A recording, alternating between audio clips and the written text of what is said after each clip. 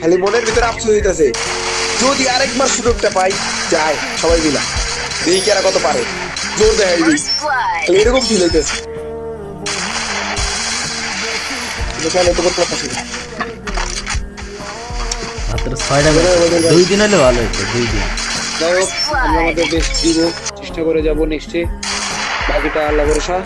And সবার কাছে আমি আবারও সরি বলতেছি, সরি বলা ছাড়া না কোনো রাস্তা নাই, কি বলবো, বলার মতো কিছু আছে তুমি বলো,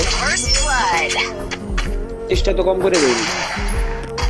আর সবচেয়ে বেশি খারাপ লাগতেছে প্রান্ত দাদা, তাতে হচ্ছে ফিগার ভাই আর সাথে জন্য আমি নয় ক্রিয়েটর, আমি নয় বুঝাইতে পারতেছি, আমি নয় আবার ওই দিক দিয়ে অ্যাওয়ার্ডও জিতে গেছি, কিন্তু দিন শেষে টিম যে একটা কষ্ট পাইছে। প্রান্ত দাদার ভিড়ের কথা ভাবলে আমার চোখে এখনো পানি আসতেছে, কি করার, আমার তো মন কিছু এগুলা নিয়ে আপাতত। ভাই তোমরা এই জিনিসটা নিয়ে ভাবা বাদ দিয়ে দাও, কালকে একটা ভিডিও বানাই শেয়ার করে দিব, কি হয়েছে দেখলেই তোমরা বুঝবা যে না কোন পরিস্থিতিতে আমরা ছিলাম।